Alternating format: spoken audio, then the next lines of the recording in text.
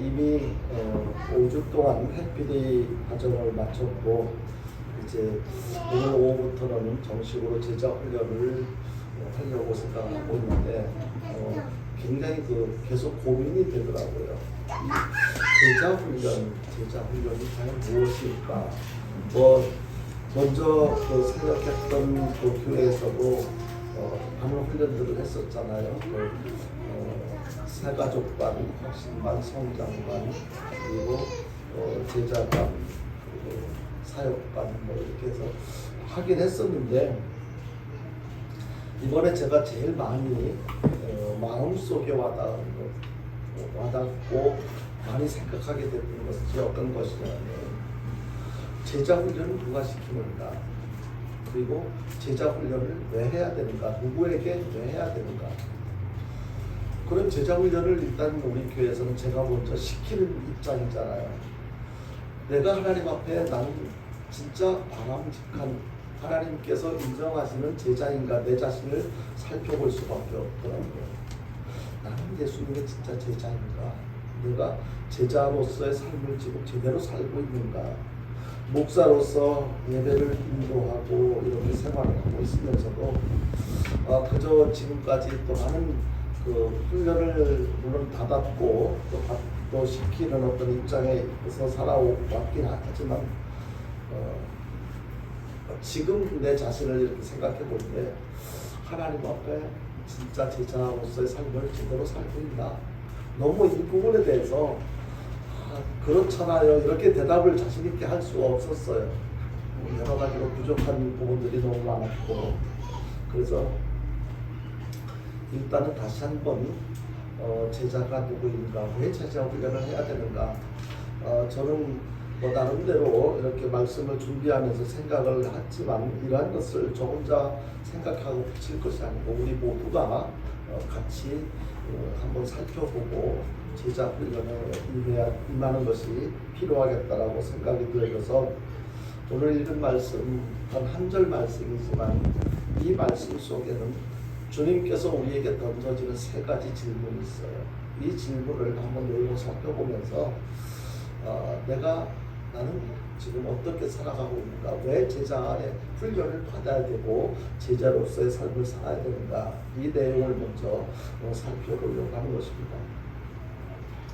예수님의 공생의 당시 예수님께서 33년 이 땅에서 사셨잖아요.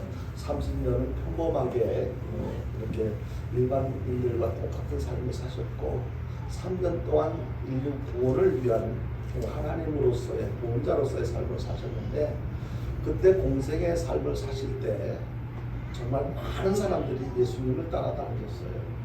공생애를 시작하시면서 세상 사람들, 일반인들은 할 수 없는 특별한 일들을 예수님께서 하셨잖아요.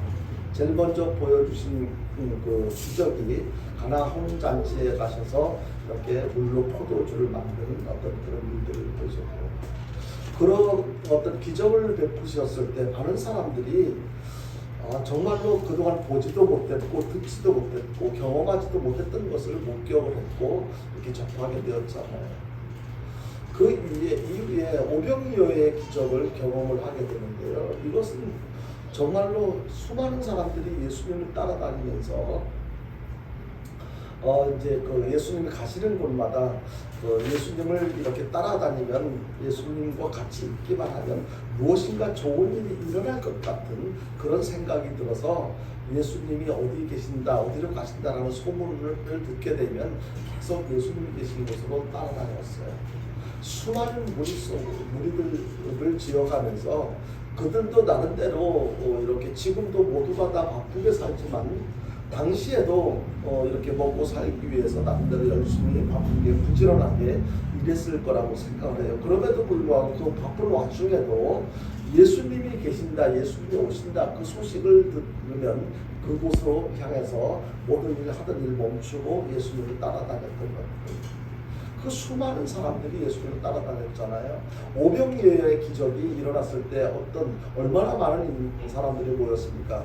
정확하게 몇 명이 모였는지 이렇게 일일이 계수하지는 않았지만 대략적으로 성경에서 소개하는 그 내용을 가지고 숫자를 이렇게 생각해 보면 그 음식을 먹은 사람이 남자가 5천 명이었더라 이렇게 표현한 것으로 보면 뭐 노인들도 여자들도 어린아이들도 다 포함하면 사람들마다 이렇게 그 예측을 좀 달리하기는 하지만 뭐 2만 명에서 3만 명 이렇게 예측을 한단 말이에요.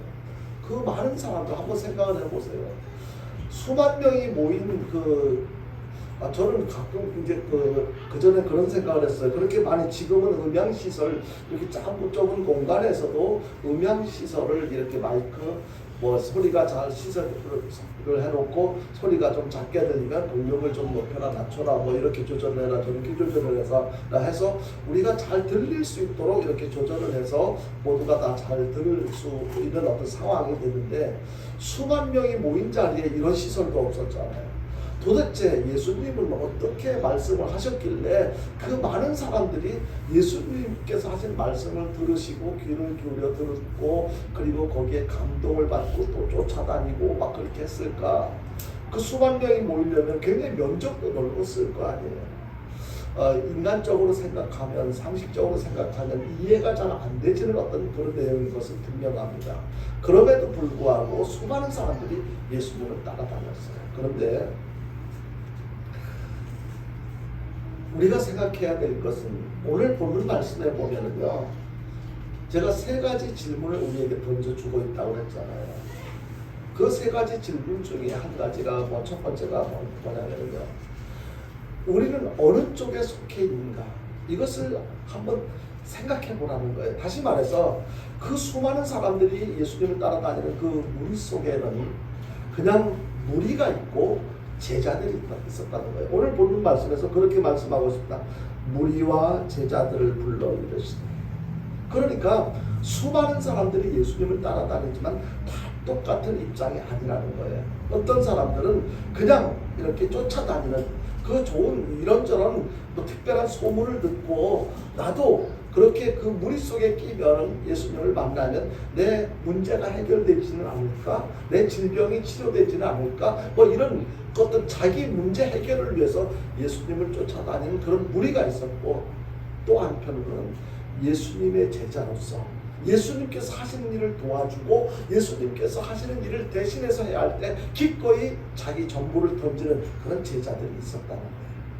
이것은요, 예수님 당시만 그런 것이 아니고 지금도 그렇다는 거예요.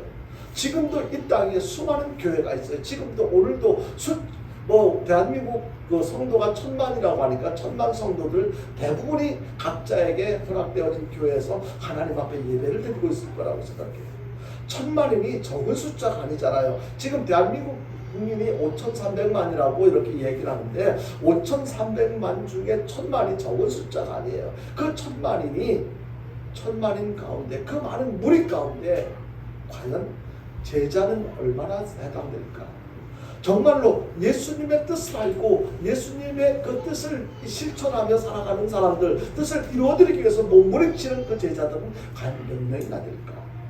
그러니까 그 많은 사람들 가운데는 대부분이 많은 무리에 해당되는 사람들, 내가 교회를 다니고 예배에 참석하고 그리고 신앙생활을 한다고 하면서도 내가 내 문제, 가난의 문제, 질병의 문제, 이 문제 해결을 하기 위해서 그렇게 예수님을 쫓아다녔던 그 무리에 해당되는 사람들이 많다는 거예요.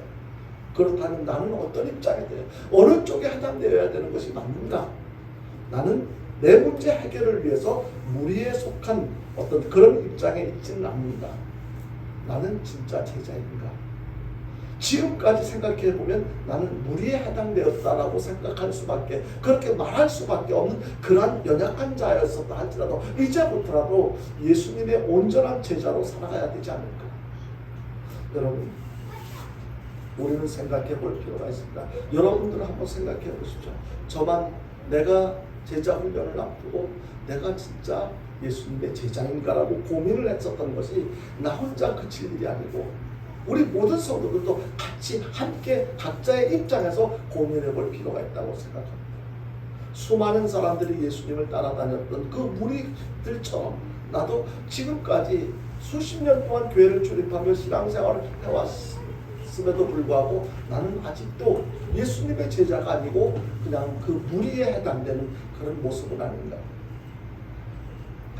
다시 말씀드리지만 예수님을 따라다녔던 그 수많은 사람들, 그 물고기 2마리하고 물떡 5개 가지고 그런 기적을 경험했던 사람들, 예수님만 만나면 내 문제 해결되어질 거야. 어쩌면 그 가난의 문제, 어떤 질병의 문제, 이런 것이 해결되어질 수 있을지도 몰라. 그런 막연한 기대감, 아니면 그런 소망을 가지고 예수님을 수없이 많은 무리 속에 끼어서 쫓아다니지 않았을까 하는 것입니다. 여러분, 그랬던 사람들이 어떻겠습니까? 예수님께서 예루살렘에 입성하실 때, 종려나무 가지를 꺾어서 흔들리면서 뭐라고 외쳤습니까? 호산나 다윗의 자손이여 외쳤어. 환영을 했어요. 그랬던 사람들이 예수님께서 붙잡혀 재판을 받으시자 뭐라고 얘기했습니까? 똑같은 사람들, 다른 사람들이 아니에요. 호산나 다윗의 자손이라고 막 이렇게 그 종려나무까지를 가지고 흔들면서 예수님을 환영했던 그 사람들 따로, 예수님을 십자가에 못 박으라고 외쳤던 사람들 따로가 아니란 말이에요. 똑같은 사람들이 입장에 따라서 그렇게 변화되어진 모습을 이렇게 성경을 통해서 보게 됩니다. 어떤 때는 내 욕심을 채우기 위해서 예수님 만왕의 왕이라고 하시는 분이 드디어 예루살렘으로 입성하시는구나. 저 예수님이라면 나를 부자되게 할 수도 있을 거야. 이런 내 질병이 어떤 문제, 이것을 해결해 줄 거야. 그래서 왕으로 이렇게 환영을 했는데 그분이 그렇게 환영했던 분이, 기대했던 분이 무기력하게 잡혀가서 재판을 받는 거예요. 어떻겠어요? 인간적으로 생각했습니까? 진짜 제자의 모습이 아니었었으니까 그냥 내 문제 해결하기 위해서 내 욕심을 가지고 쫓아다녔던 그런 무리에 해당됐으니까 저 예수 별 볼 일 없네, 내 소원 이루어 줄 수 없겠네, 무기력한 존재는 십자가에 못 박으라고 외쳤어요. 예수님께서 십자가에 못 박혔을 때는 뭐라고 했습니까? 조롱했어요. 예수님을요. 당신 자기 자신을 먼저 한번 구원해봐. 진짜 하나님의 아들이면 그 십자가에서 한번 내려와봐. 여러분, 똑같은 사람들이 그 입장에, 그들은 진정한 제자가 아니었기 때문에 그때에 따라서 표현을 달리했던 거예요. 우리들도 진정한 예수님의 제자가 아니면요 언제든지 변질되어질 수가 있어요. 진짜 믿음이 나한테 없다면요 상황에 따라서, 형편에 따라서 제자가 아니라 무리 속에 해당된 그런 삶을 살아왔다면요 나도 그들과 다를 바 없는 모습으로 전락할 수밖에 없는 거예요. 여러분요, 무리는요 예수님을 따르다가도 유익이 되지 않으면요 그 자리를 떠나버리는 게 그게 무리예요. 한번 생각해 보세요. 그런 모습들을 많이 보셨잖아요. 많이 보셨잖아요. 우리가 예수님을 믿는다고 하면서도 눈에 보이는 이익만을 쫓는다면요 아직도 무리 속에 해당된다는 거예요. 적어도 저와 여러분들, 이 무리 속에 해당되지 않는 진정한 예수님의 제자에 해당되는 저와 여러분 될 수 있기를 주님의 이름으로 축원드립니다. 예수님의 제자는요 육신의 이익에 급급하지 않아요. 내가 좀 원하는 것이 잘 안 된다고 해서, 문제가 해결되어지지 않는다고 해서 예수님에 대해서 의심하지 않아요. 부인하지 않아요.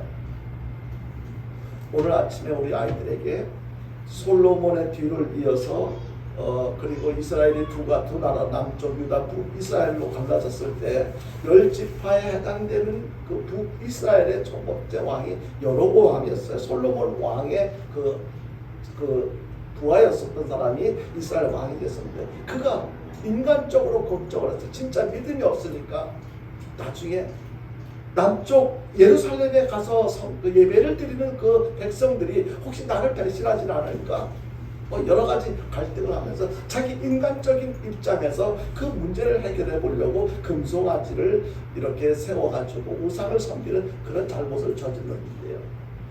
여로보암이 환경 상황에 따라서 그렇게 마음이 흔들렸던 것처럼 우리들도 그렇게 하면 안 된다는 거예요. 결과적으로 어떻게 됐습니까? 그렇게 믿음 좋았던 솔로몬도, 여로보암도 하나님 앞에 심판을 받고 그 후손들이 계속해서 불행해지는 모습을 우리는 성경을 통해서 확인할 수가 있습니다. 우리들도요. 하나님에 대한 믿음은 흔들려서는 안 돼요. 변질돼서는 안 돼요. 무리에 해당되는 그런 삶을 살아가서는 안 된다는 거예요. 정말로 예수님의 제자처럼 언제든지 어떤 상황에 급급하지 않고 끝까지 무리와는 달리 하나님 나라의 진정한 가치를 추구하는 그런 삶을 살아가는 것이, 그것이 제자라. 바로 저와 여러분들이 주님은 무리가 아닌 정말로 어떤 사람들을 찾느냐면요, 주님께서는요, 많은 무리들이 인기에 급급하지 않고 진짜 한 사람의 제자, 온전한 제자를 주님께서 찾으시는데, 우리 사랑하는 단비교회 성도 여러분들이 주님께서 찾으시는 그 제자가 다 될 수 있기를 주님의 이름으로 축원드립니다. 여러분요, 정말로 중요한 것입니다.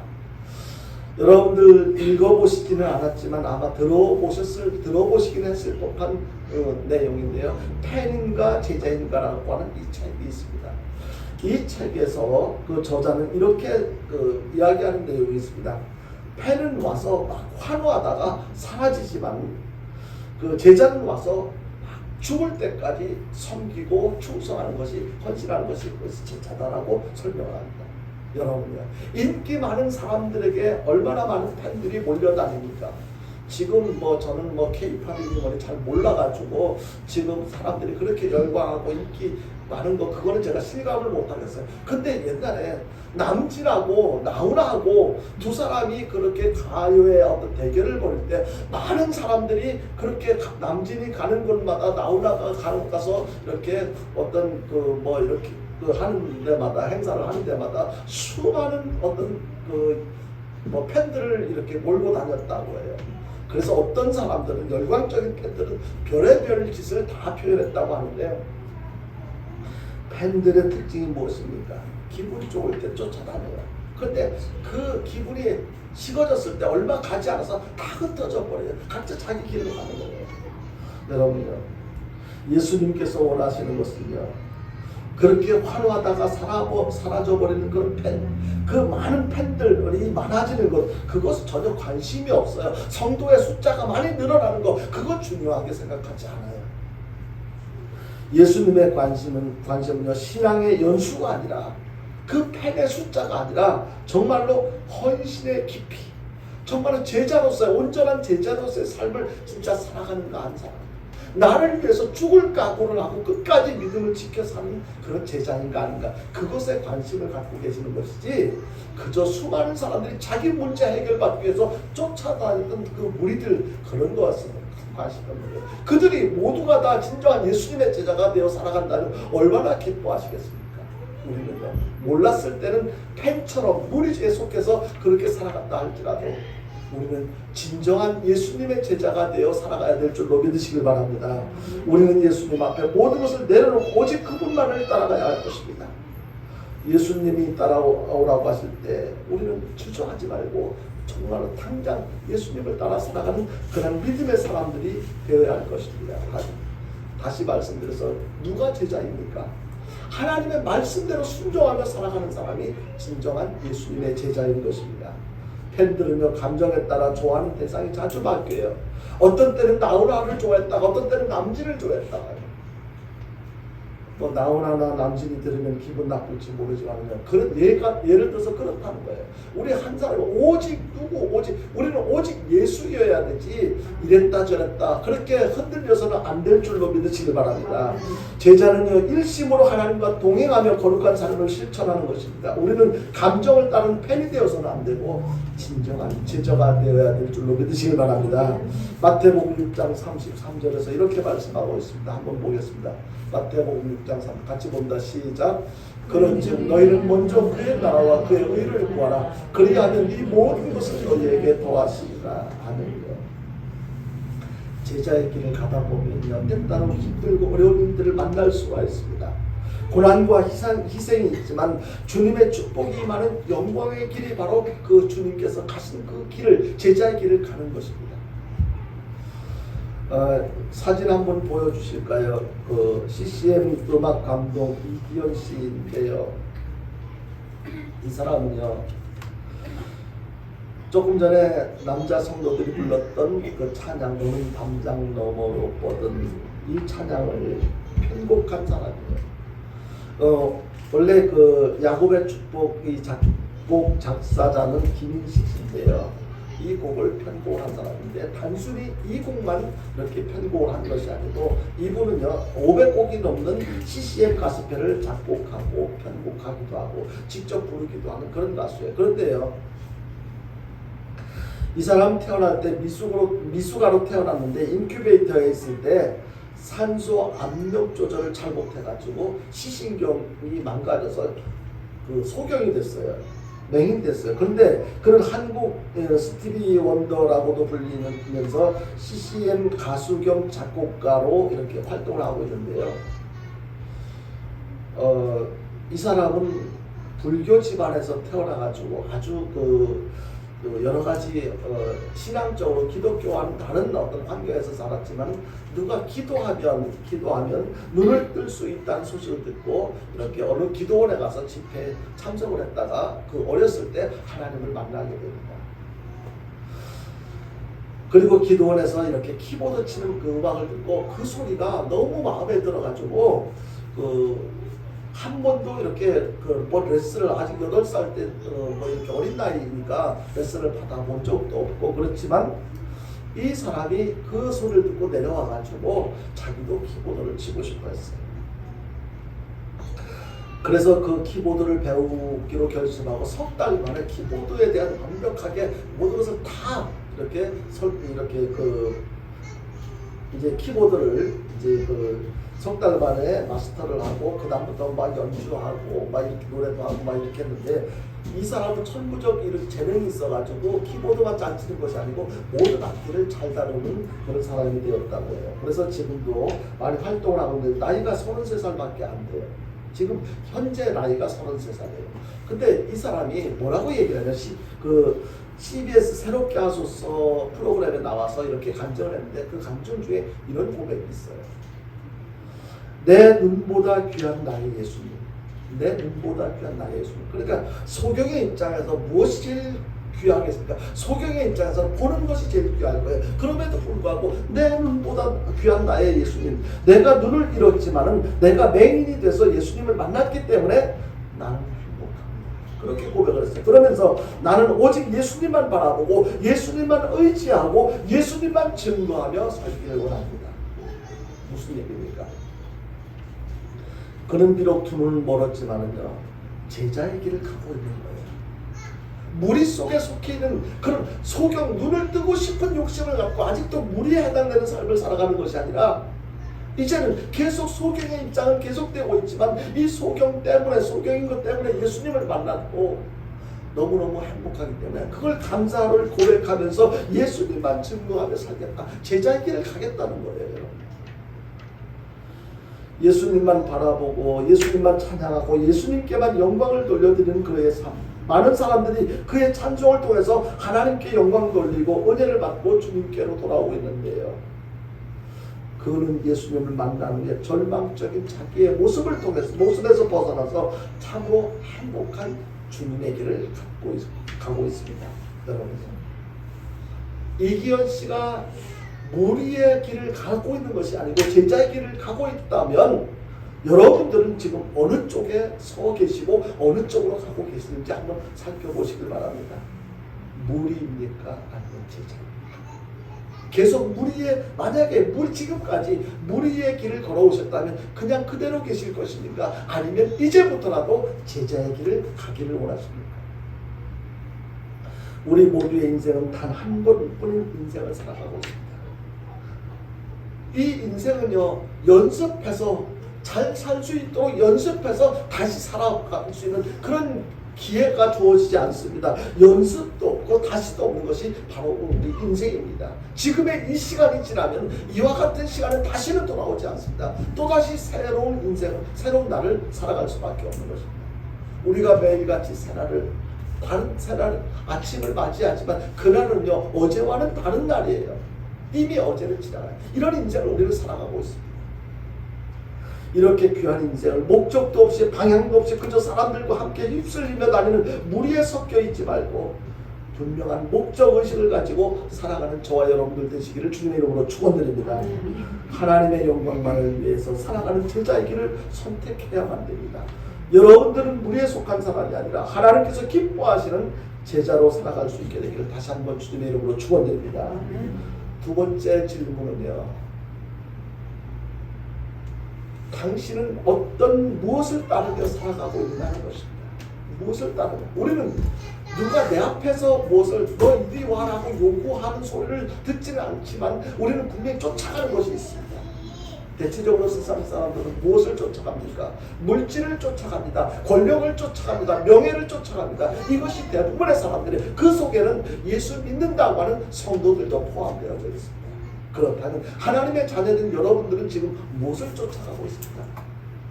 적어도 우리는요, 오직 길이요 진리요 생명이 되시는 예수님만 쫓아 살아가야 될 줄로 믿으시길 바랍니다. 우리가 쫓아가는 거는요, 지금 어쩔 수 없이 내가 살아가는데 돈이 필요하니까, 물질이 필요하니까 일상생활에 여러 가지 일들도 하고 있지만, 그것이 우리가 쫓아가는 대상, 근본적으로 쫓아가는 대상이 되면 안 됩니다. 우리는 오직 예수님, 우리가 쫓아가야 될 대상은 예수님이에요. 예수님께서 제자들을 부르실 때 베드로와 안드레와 야고보, 요한은 그들이 뭘 하고 있었습니까? 고기장이 어부였어요. 그런데 예수님께서 부르실 때 그들의 생계의 수단인 배와 그물을 버려두고 예수님을 쫓았어요. 그리고 세리 마태는, 세리가 돈을 잘 버는 입장이잖아요. 그럼에도 불구하고 예수님께서 부르셨을 때 그는 지체하지 않고 바로 세리의 직책에서 물러나서 예수님을 쫓았습니다. 무엇을 이야기하고 싶냐면요, 예수님을 따른다는 것은 내가 그동안 가치 있게 소중하게 여겼던 것을 버려야 돼요. 희생해야 돼요. 그 계속해서 아깝다고, 내가 이 세리의 자리에 머물러 있었을 때 돈을 많이 모았는데, 그리고 재산을 많이 축적했는데, 이걸 버리고 예수님을 쫓아, 나 그렇게는 할 수 없어. 많은 사람들이 그렇게 하잖아요. 대표적인 예가 누구예요? 소돔과 고모라 성 멸망당할 때 롯의 처, 그 세상의 미련을 두고 너 절대 도망갈 때 뒤돌아보지 말라고 했는데, 그 세상의 미련을 버리지 못하고 뒤돌아보다가 지금도 그 소금 기둥이 그냥 그대로 있는지 저는 안 가봐서 모르긴 하지만 바로 그 즉시 소금 기둥이 되었다라고 성경은 말씀하고 있습니다. 여러분요, 우리는 예수님을 따라갈 때 세상의 미련을 가지고는, 세상의 욕심을 버리지 않고는, 세상 근심 걱정 염려를 끌어안고서는 예수님을 바로 따라 제자의 삶을 살아갈 수가 없습니다. 여러분요, 우리는 히브리서 12장 2절에서 이렇게 말씀하고 있습니다. 같이 한번 보겠습니다. 히브리서 같이 봅니다. 시작. 믿음의 주요 또 온전하게 하시는 예수를 바라보자. 그는 그 앞에 있는 기쁨을 위하여 십자가를 참으사 부끄러움을 개의치 아니하시더니 하나님 보좌 우편에 앉으셨느니라. 우리가 평생 따라가야 할 대상은, 다시 말씀드리지만 오직 예수님 한 분뿐이에요. 여러분, 오직 예수님 한 분뿐이에요. 예수 그리스도 안에 모든 것이 다 있어요. 여러분, 내가 살아가는데 필요한 것 예수 안에 있습니다. 앞으로 내가 살아가는데 필요할 수 있는 것들도 다 이미 다 예수님 안에 다 있습니다. 문제는 그 예수님 안에 모든 것이 다 준비되어져 있고, 지금 당장 내 눈에 보이지 않고 손에 잡히는 것이 없다고 해서 예수님 안에 모든 것이 있는 것을 인정하지 않고 여전히 세상 쫓아 살아간다면요, 우리는 여전히 무리에 해당되는 삶을 살아갈 수밖에 없습니다. 오직 믿음의 대상이신 예수님만 믿고 예수님만 의지하고 예수님의 닮은 꼴로 살아가는 저와 여러분 될 수 있기를 주님의 이름으로 축원드립니다.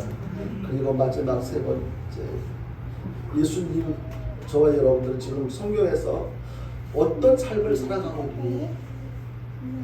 그런 질문을 던져주고 있는데, 다시 말해서 하나님의 자녀된 여러분들의 삶은 무리의 삶인지 제자의 삶인지, 이것을 다시 한번 살펴볼 필요가 있어요. 뭐라고 그랬습니까?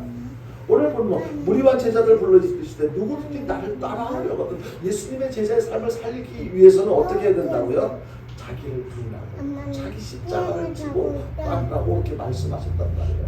그러면은 나를 지금 부인하고 있나? 내가 감당해야 할 고통스러운 십자가를 내가 지고 믿음으로 그것을 지고 이렇게 그래도 주님 따라 가고 있나?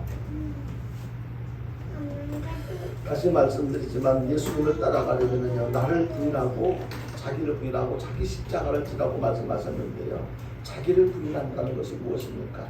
이것은요, 나의 이기적인 생각 그리고 여러 가지 인간적인 뜻을 물리치고 하나님의 뜻을 받아들이는 거예요. 나를 부인하고 나를 부인하고 인정하지 않고 하나님만 인정해 드리는 거예요. 나는 아무것도 아니에요. 주님의 은혜가 아니면, 주님의 도우심이 아니면 나는 지금 잠시도 살 수 없습니다. 이것을 날마다 고백하는 거예요. 인정하는 거예요. 하나님, 오직 나에게는 주님밖에 없어요. 나는 아무것도 아니에요. 난 몰라서 지금까지 내 감정, 내 하고 싶은 것, 내 욕심, 이것을 드러내면서 그렇게 고집하면서 살아왔는데 이거 아무것도 아니에요. 이제는 나에게는 오직 주님밖에 없어요. 이런 것이 나를 부인하는 거예요. 바울은 빌립보서 3장 7절 이하 8절에 이렇게 표현하고 있습니다. 한번 보겠습니다. 같이 보겠습니다. 시작. 그러나 무엇이든지 내게 유익하던 것을 내가 그리스도를 위하여 다 해로 여길 뿐더러 또한 모든 것을 해로 여기는 내 주 그리스도 예수를 아는 지식이 가장 고상하기 때문이다. 내가 그를 위하여 모든 것을 잃어버리고 배설을 눌러 여기는 그리스도를 얻고. 예수가 최고예요. 예수를 얻어 예수를 갖고 있으면요, 걱정할 것이 없어요. 무엇이 지금 없어도요, 아무 문제가 되지 않아요. 바울은 자신의 자랑을요 다 내려놓고 마음의 중심에 예수님을 모셔드림으로써 진정한 기쁨과 행복을 느끼고 누리며 살아가고 있는 것을 지금 고백하고 있는 거예요. 갈라디아서 2장 20절을 한번 보겠습니다. 같이 보겠습니다. 시작. 내가 그리스도와 함께 십자가에 못 박혔나 그런즉 이제는 내가 사는 것이 아니요 오직 내 안에 그리스도께서 사시는 것이다.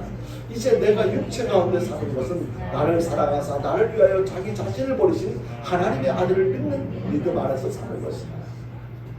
여러분, 바울이 진짜 십자가에 못 박혔어요? 아니잖아요. 그런데 이것은 믿음으로 나는 내가 과거에 나는 없다라는 것, 십자가에 못 박혀 죽었다라는 것을 고백하는 거예요. 인정하는 거예요. 정말로 믿음의 사람, 믿음이 있다면 제자의 삶을 살아가길 원한다는, 우리들도 역시 마찬가지로 내 육신대로, 내 감정대로, 내 기분대로 살았던 과거의 나의 모든 것은 다 십자가에 죽어 없어졌습니다. 나는 없습니다.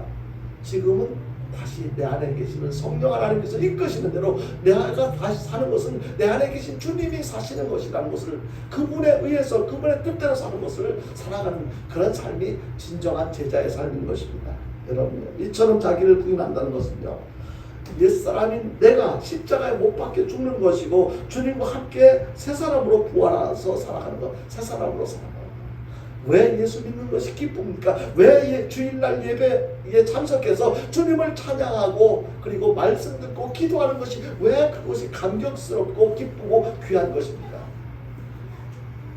이제는 내가 과거에 내 욕심에 의해서 정말로 하나님 앞에 죄악된 내가 아니고 이제는 그 죄의 문제, 죽음의 문제를 해결받고 새로운 사람으로 살아가고 있는 내가 되었으니까 그 예배가 그렇게 감격스럽고 기다려지고 그렇게 살아가는 것, 그렇게 표현한 것 아니겠습니까? 그런데 그것이 아니라면, 아직도 무리에 속한 사람이라면 찬양을 해도 구경을 하게 되고, 다른 사람이 대표 기도를 할 때도 왜 저렇게 저런 단어를 쓰지 판단하고 평가하게 될 것이고, 될 수 있으면 내가 수긍하지 않으려고 피하려고 할 것이고. 그런데 진짜 내가 제자가 되었다라고 한다면 내가 또 할 것이 없을까? 헌신할 것이 없을까? 봉사할 것이 없을까? 예수님을 위해서 내가 무엇을 드릴 것이 없을까? 그분을 위해서라면 그런 삶이 어떻게 가능합니까? 내가 사는 것이 아니고 주님께서 내 안에 사시기 때문에, 그분께서 이끄시는 대로 살기 때문에. 십자가를 짓는다는 것은요, 주님을 따르며 다가오는 온갖 고난과 희생을 감수하는 것을 의미합니다. 십자가는 고난, 아픔을 상징하는 거예요. 예수 믿는다면, 하나님이 전지전능하신다면 예수 믿는 사람은 다 하는 일마다 잘 돼야 되지 않겠느냐라고 그렇게 생각할 수가 있을 것입니다. 저도 그런 적이 있어요. 그런데요, 그것이 전부가 아니에요. 더 멀리, 더 넓게, 더 깊이 볼 수가 있어야 돼요. 여러분요, 예수님을 우리를 구원하시기 위해서 십자가에 온갖 고난과 희생을 감수하고 죽으셨습니다. 예수님의 삶을 따르는 제자는요, 예수님처럼 각자에게 허락된 삶의 현장에서 그리스도인으로서 감당해야 할 고통과 수치 그리고 죽음의 십자가를 묵묵히 지고 주님 가신 길 따라가야 될 줄로 믿으시기 바랍니다. 이것은요, 축복이에요. 이것은 얼마나 아무나 감당할 수 있는, 아무나 할 수 있는 일이 아닙니다. 토마스 아퀴나스라고 하는 사람이 기독교의 위대한 고전 그리스도를 본받아라고 하는 책을 지었는데, 이 책 속에 그분이 그런 책을 썼는데, 이 책 속에 소개되는 내용 중에서 한 부분을 소개를 하자면 이런 내용이 있어요. 그리스도인은 십자가에서 도망칠 수 없다. 진짜 그리스도인이라면요, 십자가를 벗어날 수가 없어요. 도망칠 수가 없어요. 십자가를 피한다는 이미 그리스도를 따르는 자가 아니다라는 거예요. 여러분들 어쩌다가 길거리 다니면서 십자가를 볼 때마다 어떤 생각이 드시나요? 여러분요, 제가 꽃집을 할 때는요, 눈에 띄는 게 꽃집밖에 안 보이더라고요. 근데 목사가 돼서 목회를 할 때는요, 십자가밖에 안 보여요. 교회밖에 안 보여요. 교회가 어떤 교회가, 저 교회는 어떤 모습입니까? 그리스도인은요, 십자가에서 도망칠 수가 없어요. 밖으로 도망쳐도 십자가가 있고 안으로 숨어도 거기 십자가가 있을 것입니다. 물론 어디 가도, 눈을 감아도 십자가, 어딜 가도 십자가, 어딜 가도 예수. 위로 올라가도 십자가가 기다리고 밑으로 파고들어도 십자가가 있을 것이다. 참고 순종하면 십자가를 져라. 그리하면 마지막에는 그 십자가가 너를 져줄 것이다. 여러분요, 십자가는요, 아름다운 것이 아니에요. 멋진 것이 아니에요. 그러나 그 십자가는요, 고난이에요. 고통. 예수님께서 달려 죽으신 것을 상징하는 그 십자가. 근데 많은 사람들은 그것을 아름다운 것, 무슨 액세서리로도 이용하기도 하고 뭐 그렇게 그 의미를, 깊은 의미를 알지도 못하면서 그렇게 사람들은 십자가를 잘못 사용하고 있는 경우도 있는데요. 십자가는요, 정말로 감당할 수 없는 고통. 이처럼 예수 그리스도의 제자는요, 자기 십자가를 지는 거예요. 내가 감당해야 할 고통을 내가 감당하는 거예요. 십자가 없이는요, 면류관도 없어요. 희생 없이는요, 성공 없어요. 우리는 모두가 성공하고 싶잖아요. 근데 내가 그 성공을 위한 마땅한 희생을 하지 않으면서도, 수고도 하지 않으면서도 나 성공 아니야 할 수 없어요. 예수님의 제자들 중에, 예수님의 제자들은요, 그 고난을, 자기 십자가를 피하지 않았던 것을 성경을 통해서 소개하고 있는데요. 성경에서는 자세히 소개하고 있지 않지만 다른 자료들을 통해서 이런 내용을 소개하고 있습니다. 베드로는 어떻게 죽었습니까? 베드로는 예수님을 3번씩이나 부인했던 사람이었어요. 그런데 진짜 예수님의 제자로서의 삶을 살아갈 때, 성령 충만해졌을 때 그의 삶은 고난의 연속이었어요. 죽음까지도 아주 비참하게 죽음을 맞이했는데요. 로마에서 십자가에 거꾸로 매달려 죽었다라고 알려지고 있습니다. 그런 다음에 사도 바울은요, 참수형을 당했다고 알려지고 있습니다. 아니, 그들이 그렇게 예수님을 잘 믿고 제자로서 삶을 살았다면 그들이 좀 편안하게 살다가 행복하게 편안하게 죽도록 그렇게 좀 하나님 하실 수 있잖아요. 그렇게 좀 안 해주시고요, 이렇게 생각할 수 있는데 결과적으로는 그렇게 비참하게 죽었어요. 바돌로메는요, 온몸에 가죽이 벗겨져서 죽었다고 알려지고 있습니다. 한번 생각해 보세요. 손가락에 조그만 가죽이 벗겨져도 많이 쓰라리고 아픈데 온몸이 가죽이 벗겨지는 고통을 감당하면서 죽었어요. 의심이 많았던 도마는요, 인도에서 창에 찔려 죽었다고 그렇게 알려지고 있어요.